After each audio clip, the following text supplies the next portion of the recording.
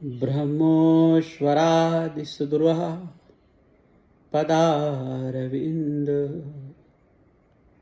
श्रीमत्पराग परमाद्भुतवैभवायाः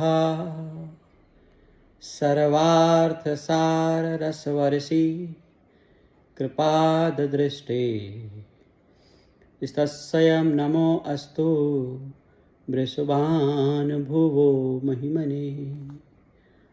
जो ब्रह्मा शिव आदि के लिए भी अत्यंत दुर्लभ है, जिनके चरण कमलों का शोभा संपन्न पराग परम अद्भुत वैभव से संयुक्त है, जो पुरुषार्थ चतुष्टयम धर्म अर्थ काम मोक्ष के सारभूत की रस वर्षा करती रहती हैं, जिनकी दृष्टि कृपा रस में भींजती रहती हैं, जिनकी दृष्टि कृपा रस में भींजी रहती हैं, उन धर्म की प्रकाशक गुरुवर्य श्री राधा की निवास स्थली वृंदावन की महिमा का मैं बार बार अपने मन से, तन से, आत्मा से, स्वरूप से प्रणाम करता हूँ।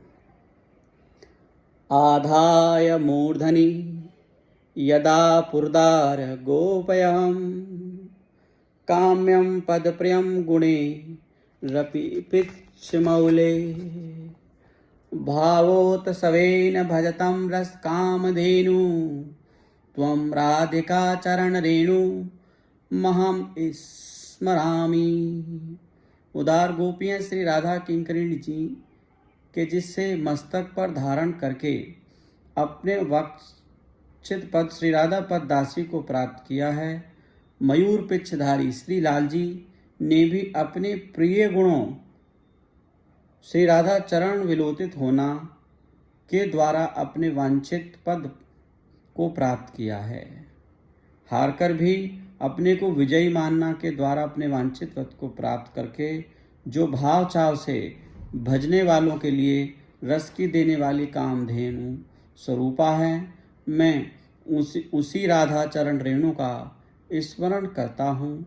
अपने तन मन धन से उनकी प्रतिष्ठा, उनके मन का भाव, अपने मन का भाव अर्पण करते हुए श्री जी के चरणों में बार बार कोटि कोटि प्रणाम करता हूँ। देखो, प्रेम का भाव किसी देने या लेने पर आधारित नहीं है। अगर आपका भाव स्तर देने लेने पर आधारित है, आप सोचते हैं कि हमको ये देती नहीं, हमको वो लेती नहीं, हमारी बात मानते नहीं, हम उनकी बात मानते नहीं, वगैरह वगैरह। प्रेम का जो स्वरूप है वो किसी इच्छा से, धर्म से, अर्थ से, काम से, मोक्ष से परे का है। अगर लेने देने की प्रक्रिया है तो अभी तक आप संसार में ही विलुप्त हैं।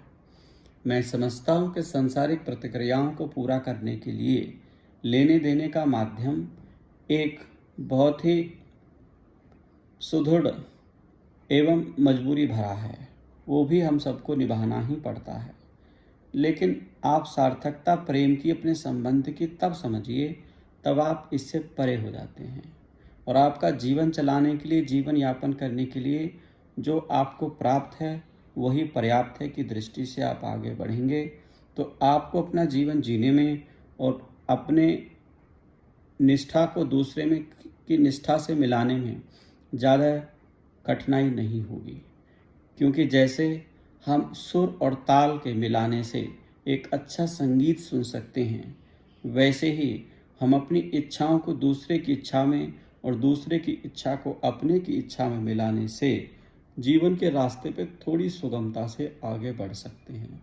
और जिसका भी एक बार हाथ पकड़ो उसको जीवन में छोड़ना नहीं चाहिए, चाहे कैसी भी परिस्थिति क्यों ना हो, क्योंकि भक्त और भगवान का संबंध गुरु से ही सार्थक होता है। आप जहाँ चले हैं और जहाँ पहुँचेंगे उसके बीच में एक रास्ता होता है, उसी रास्ते का नाम गुरु है। आप साथ चलिए, संग चलिए, बिलसिए, खसम को कमायो।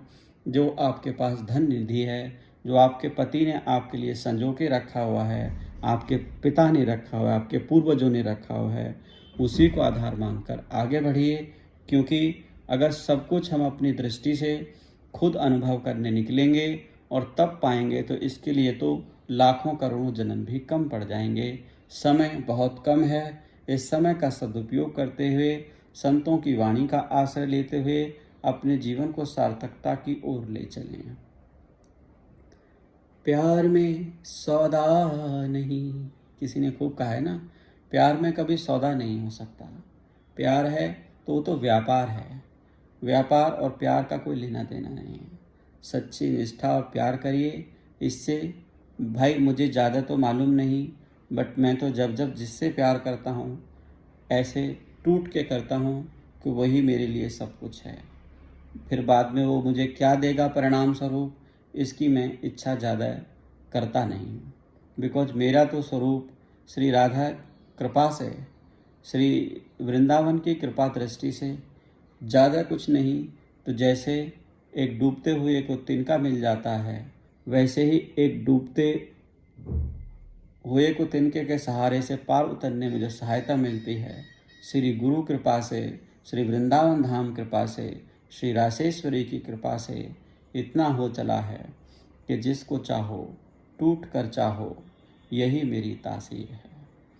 कई घर से निकले उनको तुरंत मंजिल मिल गई।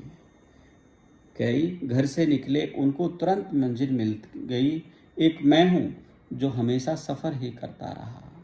तो ये जो सफ़र करते रहते हैं, ये सफ़र करने वाले वो लोग हैं जो न किसी की बात मानना चाहते हैं, न जानना चाहते हैं, और एकला ही चलो की नीति पर चलते रहते हैं, और अंतोद्गत्वा वो भटक कर लटक कर रह जाते हैं। फिर वही पुनर्जन्म का चक्र, फिर वही जीव योनि में भटकते रहते हैं। लेकिन मैं घर से निकला और मुझे तुरंत मंजिल मिल गई, ये वो लोग हैं जिन्होंने पकड़ लिया किसी का दामन और पहुंच गए अपनी मंजिल पर। आप अपनी मंजिल पर पहुंचे या नहीं पहुंचे ये तो आपको बाद में पता चलेगा, जब आपका जीवन शरीर छूटेगा। आपको उस समय एहसास होगा कि हम पहुंचे या नहीं पहुंचे। जिसका हाथ पकड़ा था वो हमें ले आई वो कृपा वहाँ तक। उस कृपा के ब्यार में हम भी बह चले। तिनका भरोसे ब्यार के, एक तिनका भी अपनी मर्जी से इधर उधर नहीं जा सकता। तो हम किसी सब पुरुष की संतुष्टि के बिना कैसे आगे जा सकते हैं? इसको समझना कोई बड़ी कठिनाई के काम नहीं है। तो प्यार को व्यापार में न बदलें। इसको प्यार को प्यार ही देने दें, बस कोई नाम न दो।